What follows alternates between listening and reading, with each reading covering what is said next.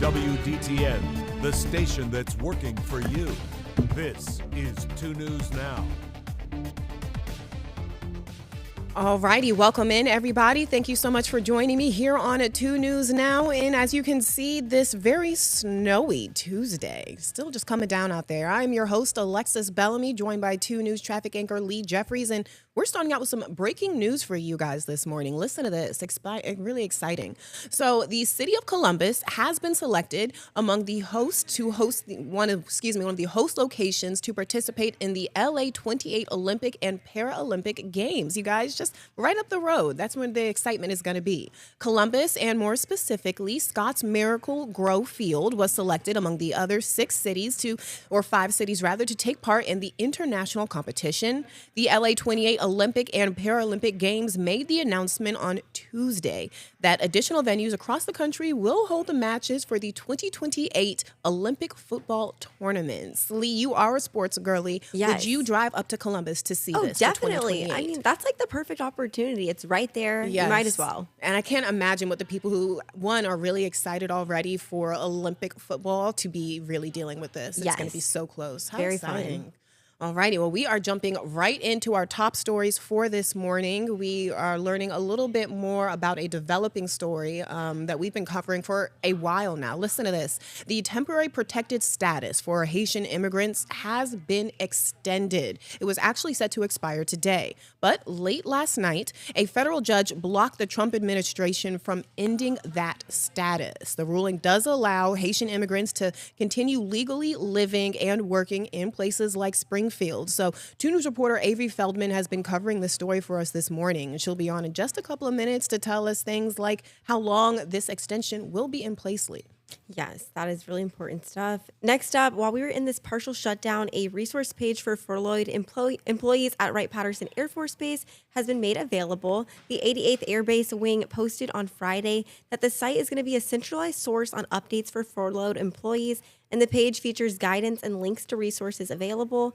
The base says updates will be made to the page accordingly, and we have links to it right here on WDTN.com. Mm-hmm.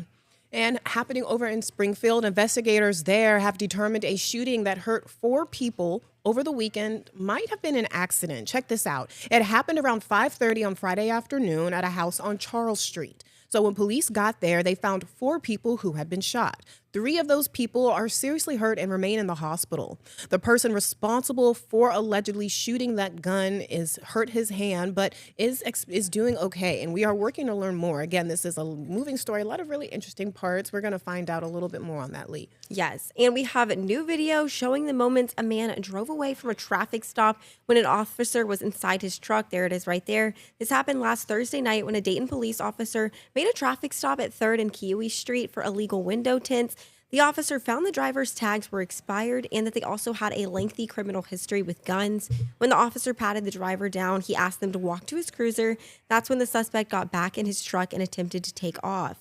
The officer tried pulling the man out, but he drove away with the officer still inside, and then the truck came to a crash at 3rd and Beckle Streets, and the man was taken into custody. Luckily, the officer was not hurt. And this video that we're seeing here is really crazy. You literally can see the officer getting pulled in this part here inside of the car. And I didn't realize he had help with him, and the car just drives away. The truck just pulls off. Luckily, they have this footage from the body cam. Yeah, so we can see it. It's a really interesting story there. Finally, this morning, the search continues for the 84-year-old mother of Today's Show host Savannah Guthrie. Right now, Nancy Guthrie's disappearance is being investigated as a crime, and officials are saying that is what is based off of what they found in her home. The Pima County Sheriff says that Nancy has limited mobility, and there were other things indicating that she did not leave her house on her own free will. Nancy Guthrie was last seen around 9:30 on Saturday night near her home in Tucson. She was reported missing around noon on Sunday. This is really all around just a scary, I don't even know another word to use for it, just a horrifying situation, truly. And it really is. Really, truly praying for Savannah and her whole family. This has a positive outcome. We're going to turn our attention now to a look at what is going on outside. So before we started the show, literally just a few minutes, we heard this noise that can only be described as just a clatter, I don't even know how to describe it. It was so loud. Everyone in here just kind of started looking around, and we found out that Melissa said it was actually the snow melting off of the roof, which is a great thing. It is a great how thing, excited but I just got?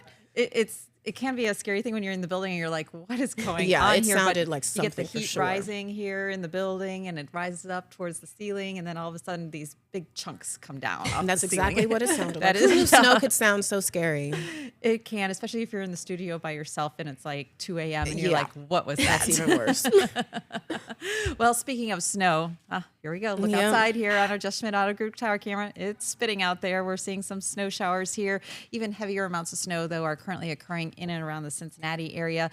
Do expect to see some minor accumulations in and around the Dayton area as we continue to go through the afternoon. Some locations, especially further to the south, may see as much as an inch of snow. The further south you live, the more likely you will see additional areas of snow as a possibility. So for the rest of the afternoon here, we are definitely going to continue to see pockets of snow across portions of the Miami Valley, and some areas, like I said, especially the further south that you go, is where we're going to see our best chances for that snow to continue. Let's see if we can look at what our temperatures are. Here's a look at live Doppler 2 HD. You can see here there's a band of heavier snow right along the Montgomery County line going into Warren County there. So they're probably picking up pretty good low visibility in this area right along the Springboro area, probably along US 73 there. So be aware as you're heading out and about.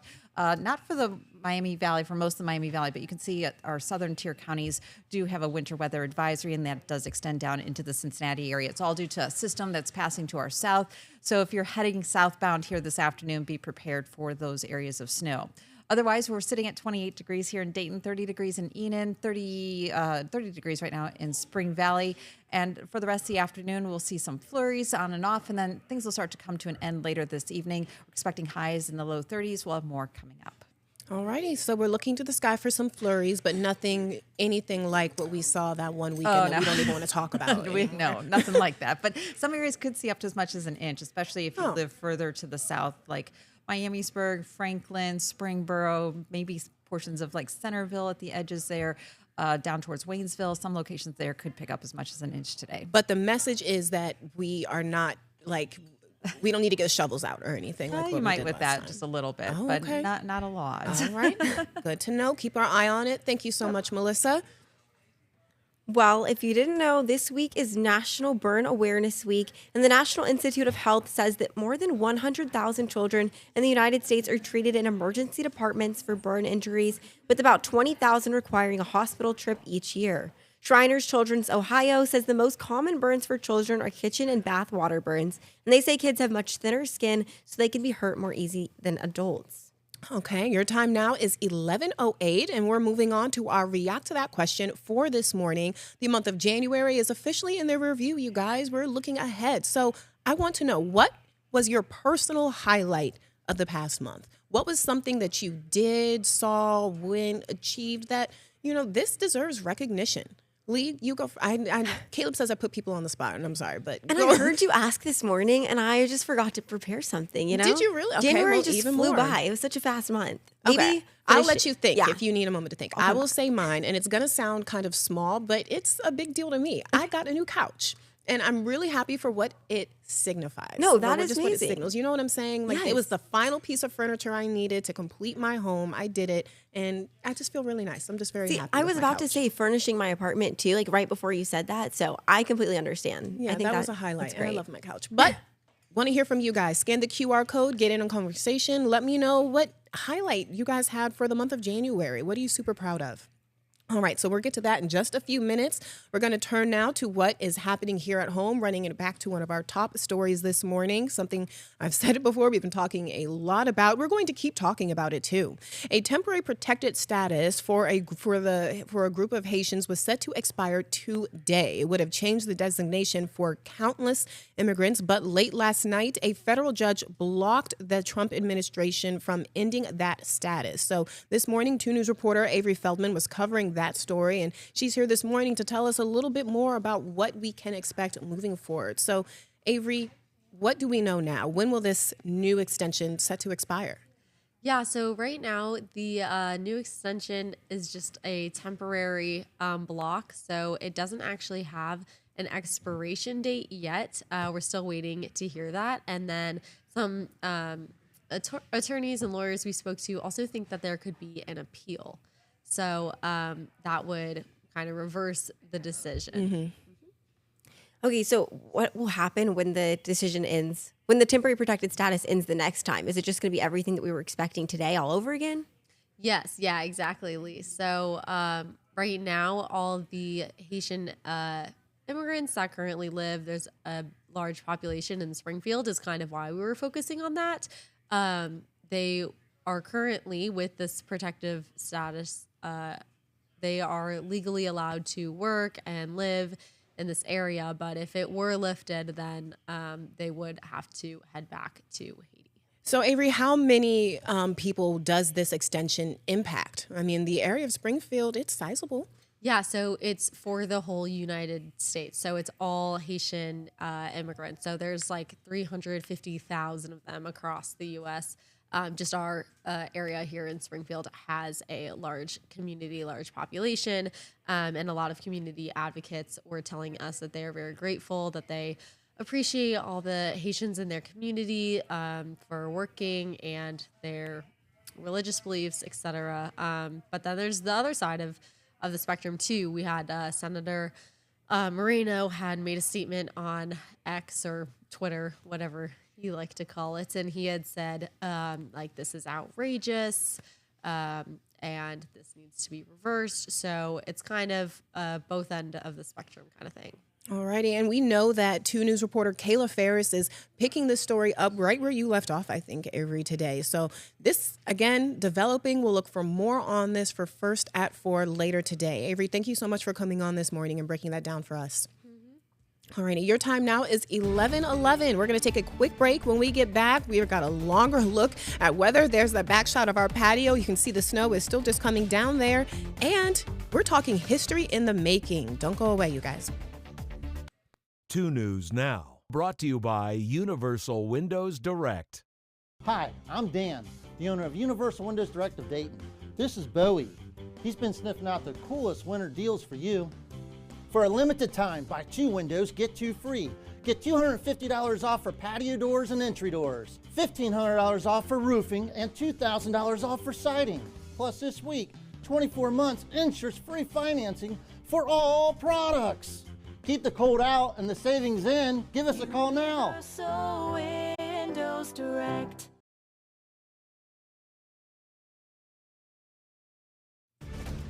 Welcome back, everyone. The time is now, and believe it or not, I won't be able to say this for much longer. We're looking to that countdown to the 2026 Winter Olympics. Here's our live look at our Olympic cam right now. You guys, just 3 days remain until the torch is lit in Milan and the games kick off. That's on February 6th until February 22nd. And when the games begin, you can watch them right here on some WDTN.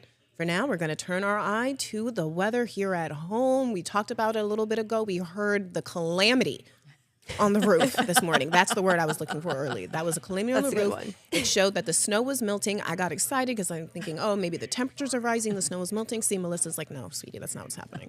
But, I mean, the snow's moving. It's going somewhere, Melissa, right? Yeah, it's going down. And, you know, when it comes off the roof here because of the heat rising from the building, it warms up the rooftop, and then the snow falls off the side. So that could mean more shoveling, unfortunately, for folks, you know, on the ground. It depends on where it falls. If it falls in the bushes, we're fine. If it falls on, And you actually said some parts may have shoveling with what we're seeing with these snow flurries this week. Yeah, there's definitely some snow showers out there. The further south that you live, the better chances of seeing some accumulation. There is a winter weather advisory just south of the Miami Valley for the rest of today until tonight. So that includes areas of Warren, Butler counties down towards Clinton County.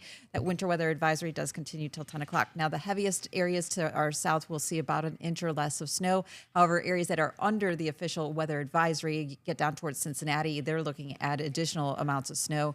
Here at home, we're expecting flurries to continue through the evening. Troy Stouter camera here showing that we are socked in with clouds. At times we'll see some flurries, and it just depends on where you are. As you can see on live Doppler 2 HD, our northern counties really not seeing any snow, but you get further to the south, that's where the heavier and steadier snow is. And you can see here from like Springboro right over towards Wilmington, there's that darker shaded area blue. So we're probably seeing lower visibilities, heavier snow coming down. So it just depends on where you are, where that snow is going to fall. So as we take a look here at Future Track, a lot of that snow is actually going to be out of the area with the exception of just some lingering flurries as we go into tonight. Tonight, skies become partly cloudy, and then tomorrow actually will probably break out into some sunshine after tomorrow morning. We'll see an increase in that sunshine later on in the afternoon, and things should be pretty quiet tomorrow night. But tomorrow is going to be a colder day. More cold air is filtering into the area for tomorrow. We're only expecting highs in the 20s, whereas today we're looking at highs right around the freezing mark. Here's a look at that breakdown for that snow forecast for the rest of the day today. Northern areas around a trace. Some areas here, Troy, Dayton, Eaton, over towards Xenia, up to around an inch at most. And then as you get down towards Cincinnati, Wilmington, Springboro, 1 to 3 inches of snow possible. Forecast here for this afternoon, cloudy and cold, scattered snow showers with the heaviest going to the south. High for today right at freezing. Tonight, though, some evening flurries, otherwise continued cold overnight, low of 10. And then tomorrow we're expecting partly sunny skies. Wind chills tomorrow return to below zero status once again. So got to bundle up. High only of 23. In your extended Storm Team 2 forecast here, we do have additional chances of snow on Friday, and it looks like Friday we may actually get above the freezing mark. Okay. That is perfect for the weekend, getting above the freezing mark, but still bundling Just up. for one day, Friday, so but we get snow with it, so. See, it's on Half the and half. weekend. Yeah. Yeah, right? Take it where we can get it. Exactly. Ready. Thank you so much for that, problem. Melissa. Well, this weekend, we have a big game coming up. And while some people are going to have their attention on the field, some viewers are actually just waiting for the commercial break to actually turn their eyes on the screen. Apparently, the average cost for a Super Bowl commercial is $8 to $10 million. But is it worth it? Well, Dan Back, he's a professor of marketing at the University of Denver. He says it could be with the amount of people watching the big game. And he says that there's one goal for brands as they air their commercials. All righty. Someone was talking about how they love the Doritos commercials. Yes, a Kelly. favorite. Okay, She yeah, loves that Kelly one. said that. I have to find my new favorite one, but I like them. But I will. Yeah, everyone loves a good Super Bowl commercial. But we are talking about a different type of bowl now. You guys, we're getting ready for the puppy bowl. Are you laughing at how excited it is? God, look at these faces. 131 puppies from 36 states will bark, bite, scratch, and claw their way to glory, all with the hopes of getting adopted or raising awareness for their home shelter. 2 of the dogs playing are from the Humane Society of Greater Dayton. So that's very exciting. 2 hometown pups. Yes. This year also features 15 dogs with special needs. I love that. I love that so much. With the most in Puppy Bowl history. That's really something there. The Puppy Bowl hopes these dogs will find their forever homes and convince more people to adopt animals with special needs. Don't forget, you guys, the Puppy Bowl, it starts at 2 o'clock this Sunday. All right? Something to watch after the game. So we're staying on the sports note, though, you guys, okay? We're staying athletic. Happening here at home, the Wilberforce University women's gymnastic team, you guys, they stunned at their national meet in Alaska at the end of January. As one of only 2 remaining HBCUs in the nation with a gymnastics program, they walked into this meet on a true mission, and they absolutely delivered. So here to tell us a little bit more, one, about how the meet went and the history, the impact of the history they made while they were there, is Coach Morgan Bird. Coach Morgan Bird, good morning. Good morning, everyone. Absolutely good morning. Thank you so much for being here. So take us back to Alaska. I can't believe I'm ever saying that, but take us back there to where all of this happened. This looks so exciting. Absolutely. It was, well, funny enough, it's actually colder here than it is in Alaska. So I will That take is my interesting. behind right back. But no, we had, so these are a few different clips of a few meets we've had in January, but I am just so proud of these girls. We wake up at 4 a.m. We have practice at 5 a.m. at performance gymnastics. And it is not a small feat. I am a morning person, but I know some of my girls are not. So asking them to perform these types of skills look at this. Is absolutely incredible. So that was a double twist off the bar. Here we have Diamond Cook performing on our first night at University of Alaska, performing an amazing routine. So she got a 9.6 out of a 10.0 start value. And so last weekend we went to Eastern Michigan and she exceeded that with a 9.7, but she also made history in being the first ever Wilberforce gymnast to place first at a D1 collegiate event. So we were extremely proud of her. So many things happening.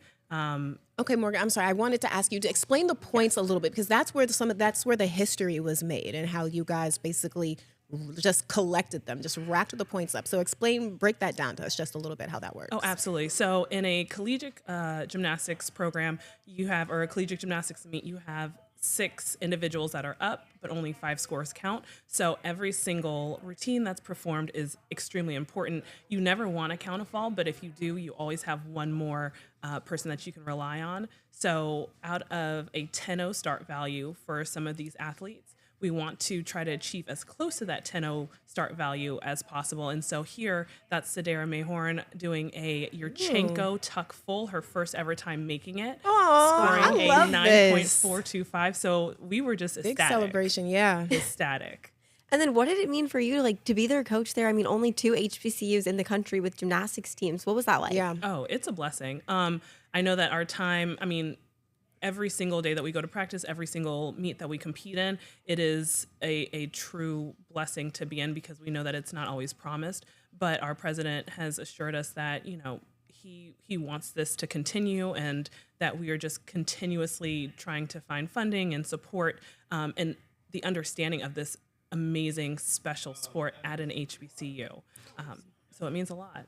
And Morgan, on that note, the last thing I'll ask you Coach, I'll ask you, tell us, if you could in one word describe the history that you guys made and the impact it'll also have on Wilberforce University, what would that word be and why? Ooh, I would say groundbreaking. Okay. I know that's 2 words, but I feel like we could put it as one. I'll let you. Thank you. Groundbreaking because, in a sense, this is bigger than us. When I was a young gymnast, if I had this opportunity to go to an HBCU, to live that culture, and to perform the sport that I loved, I absolutely would have. So it does not go unnoticed of what these girls are doing. We have young girls that come and watch them at different meets. We are supported by an organization of Brown Girls Do Gymnastics. So it's bigger than them, and it's absolutely groundbreaking.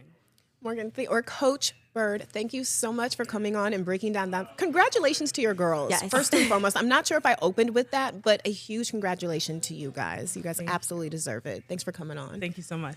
It's 11:24. We have to take a quick break, but when we get back, what's coming up in Living Dayton and you guys' highlights for the month? I want to hear them. Don't go away.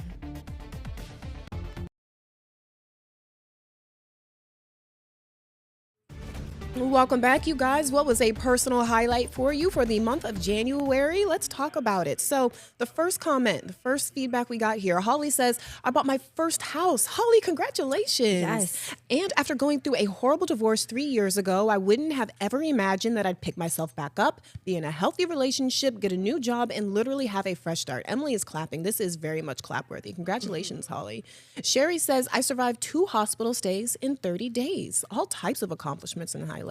I'm happy you're healthy. Anita says, watching my 7-year-old get excited about and playing in a major amount of snow. It's probably on all of ours, right? This is the snow.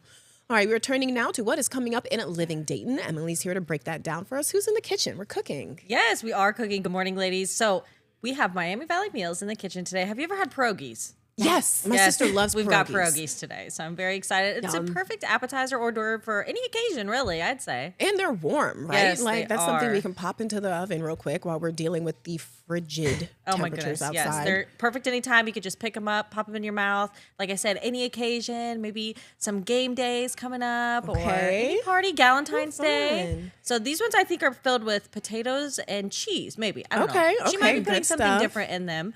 That sounds good, though. All right. What else are we looking forward to? Yes. So also we're going to talk about a Valentine's Day tea that's happening at Carolina Historical Park. So I'm really excited for that. And if you don't have any plans, there you go. Perfect. Emily, thank you for joining us. Alexis Bellamy, Lee Jeffries, 2 News Now. We'll see you later.